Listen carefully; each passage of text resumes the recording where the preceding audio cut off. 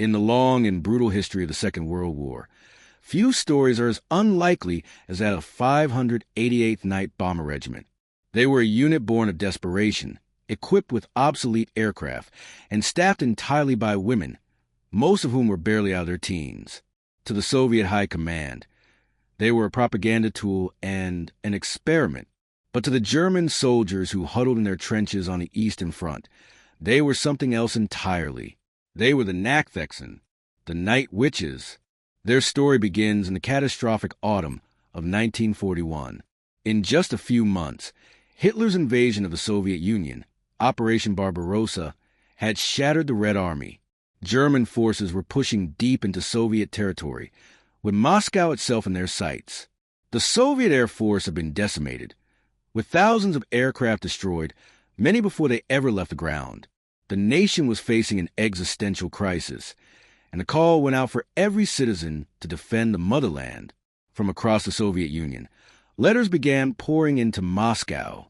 They were written by young women, students, factory workers, and members of civilian flying clubs, all demanding to fight. And their letters were addressed to one of the most famous women in the country, Marina Raskova. Raskova was a national hero, a record-setting aviator often called the Soviet Amelia Earhart. In the 1930s, she had become the first female navigator in the Soviet Air Force and had captured the public's imagination with daring long-distance flights. She was also a celebrity with personal access to the one man who could grant the women's request, Joseph Stalin. Armed with a suitcase full of letters, Raskova argued that these women were not just willing, but capable of serving in combat roles. Stalin, perhaps seeing a powerful propaganda opportunity as much as a military one, agreed.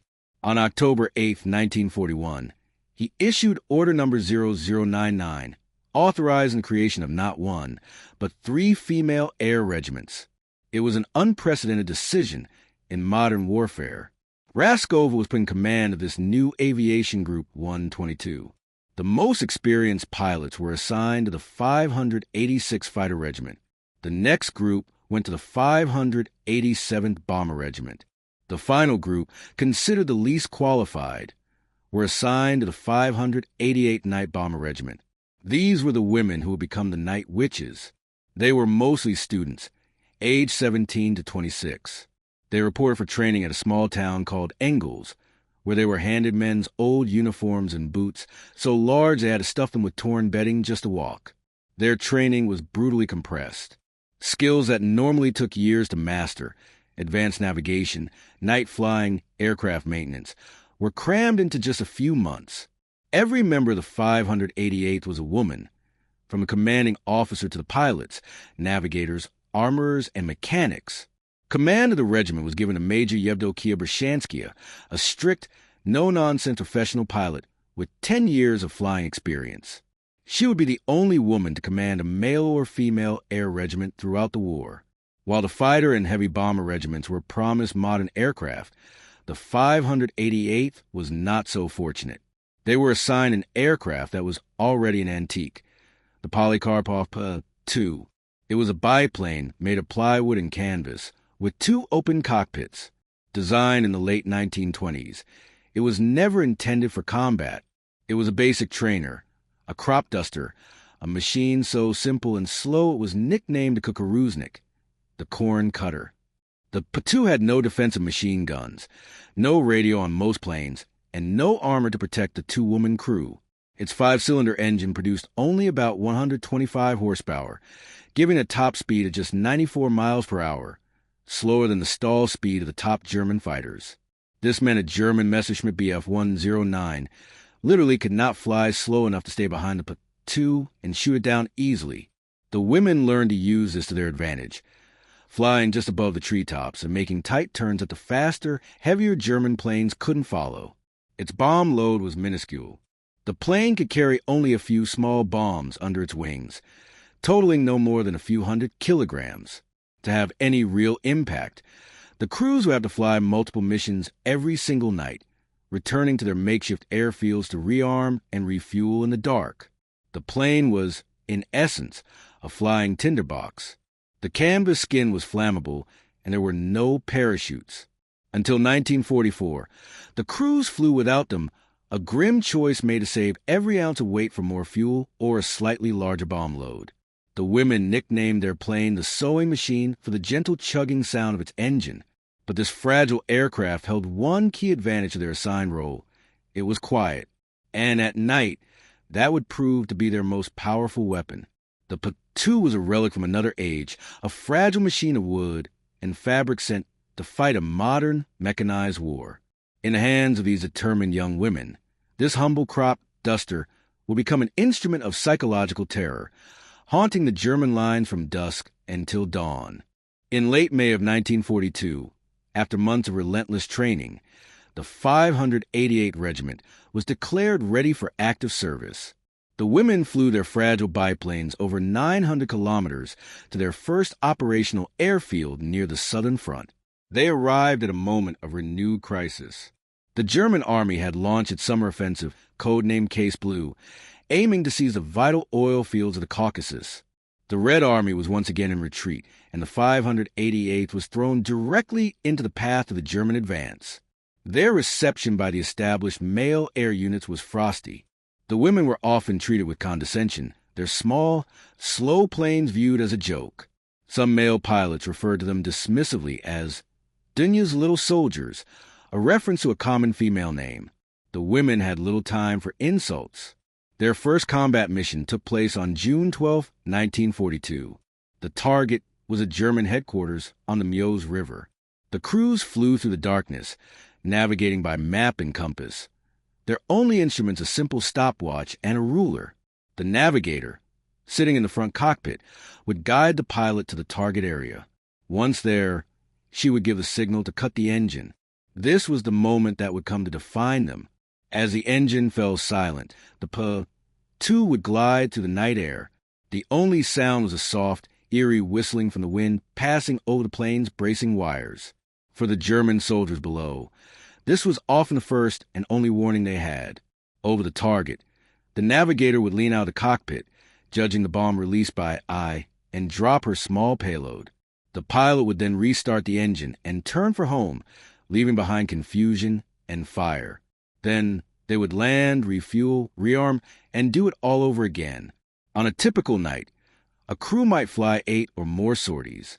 The record, held by one pilot, was 18 in a single night. This relentless pace was only possible because of the ground crews, the all-female mechanics and armorers who worked tirelessly in the dark, often in freezing conditions, to keep the planes flying. The reality of war soon struck. On the night of July 9th, the regiment suffered its first combat losses. One crew, caught by German searchlights and flak, was shot down. Another plane, sent to find them, never returned. The cost of their nightly work was now brutally clear. Despite the danger, the women proved astonishingly effective. Their targets were not large, strategic installations, but the sinews of the German war machine. Supply depots, vehicle convoys, river crossings, and troop encampments. Their goal was harassment, to deny the enemy rest, to create chaos, and to sow fear. The Germans quickly learned to dread the sound of the sewing machine engine. They called the female aviators Nachtfex and night witches, because the quiet whoosh of their glide attacks reminded them of witches on broomsticks sweeping through the night sky. The name was born of fear and a grudging respect. The psychological impact of the night witches was arguably greater than the physical damage they caused. German soldiers wrote of being unable to sleep, constantly on edge, knowing that at any moment a silent attack could come from the darkness. A persistent rumor on the front claimed that any German pilot who managed to shoot down a night, which was automatically awarded the Iron Cross. While there is no official German record to prove this was a standing order, the story itself reveals the level of frustration and fear the women inspired. The Germans adapted their defenses, setting up rings of searchlights and concentrated anti-aircraft batteries around likely targets. For the women of the 588th, flying into these zones was like entering a fire carousel. To survive, they refined their tactics. They would fly in groups of 2 or 3. The first 2 planes would deliberately fly into the searchlight beams, attracting all the attention and flak. They would fly in opposite directions, weaving and jinking to make themselves difficult targets. While the German gunners were distracted, the third plane, the bomber, would follow it silent, gliding past the target, drop its bombs, and escape. Then, the planes would switch roles on the next pass. This deadly dance required incredible nerve, timing, and trust between the crews. By the autumn of 1942, the skepticism that had greeted the 588th had vanished.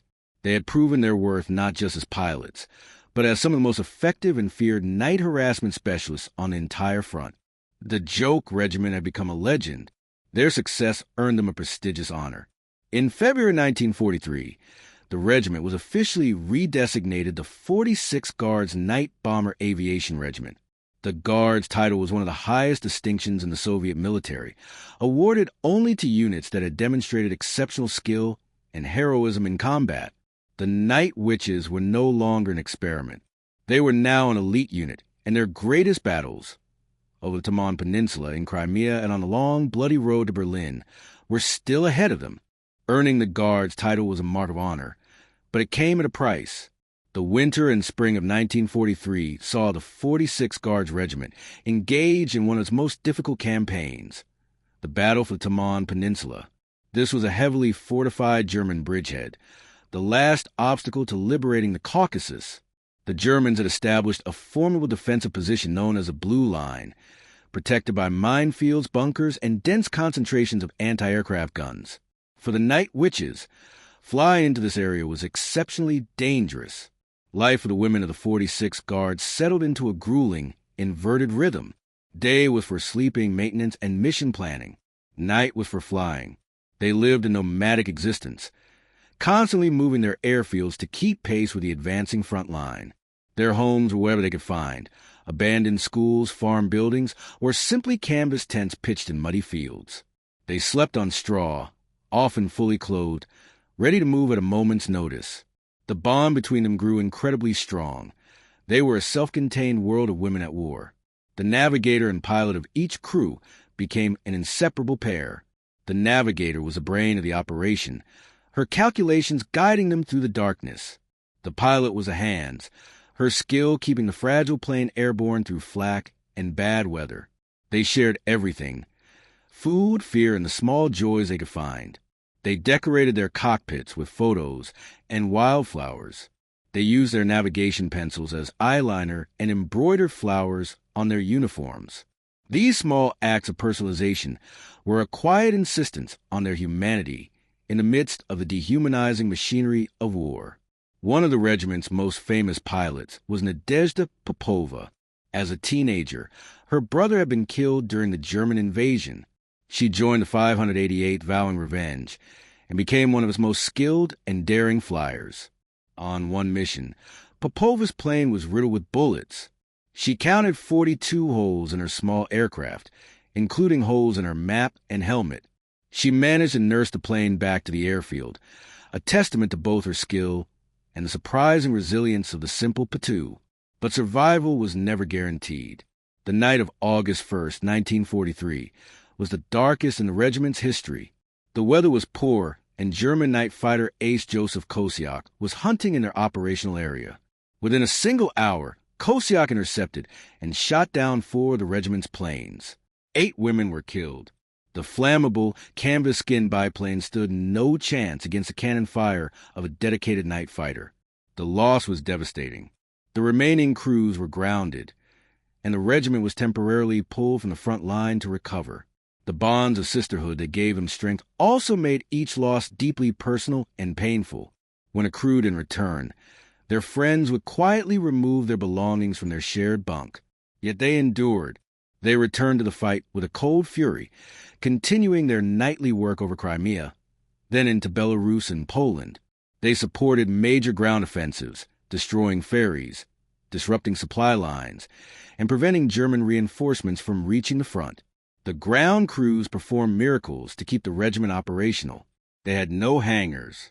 All maintenance was done in the open, in rain, snow, and darkness. They patched bullet holes in the fabric wings with glue and canvas, swapped out engines by hand, and loaded bombs using sheer muscle power. Their commander, Yevdokia Brzezinskaya, maintained strict discipline, but also fostered a powerful sense of collective identity. The women called her Mama Bershanskaya. She ensured they received the same pay and rations as male pilots and fought fiercely for their recognition. By the end of the war, the 46th Guards Night Bomber Regiment had flown between 23,000 and 24,000 combat sorties. They had dropped an estimated 3,000 tons of bombs on the enemy. The cost was high. 32 of its members died during the war, from combat, accidents, and illness. This represented a significant casualty rate for a regiment that never numbered much more than 400 personnel at its peak. The women of the 46 Guards were not superwomen. They were ordinary young people placed in the most extraordinary circumstances. They were often cold, hungry, and terrified. But night after night, they climbed into their simple planes and flew into the dark, sustained by their duty, their anger, and their love for one another. This bond was their ultimate armor. In a war that sought to erase individuality, the sisterhood of the Night Witches was their greatest defense, allowing them to face death and carry on. Their shared experience forged a community that would last their entire lives. As the Red Army pushed relentlessly westwards through 1944 and into 1945, the 46th Guards Regiment flew in its vanguard. They crossed into Poland, supporting the liberation of Warsaw, and finally, in the spring of 1945, they reached Germany itself. The nature of their mission shifted. Instead of harassing an advancing enemy, they were now hunting the remnants of a retreating one, striking at desperate German counterattacks and attempts to evacuate troops. The skies over Germany were still thick with danger. Their final combat mission was flown on May 4th, 1945, just outside Berlin. For 3 years, they had flown through darkness, flak, and fear. Now, with the fall of the German capital, their war was finally over. The women of the 46 Guards had flown to the very heart of the enemy empire.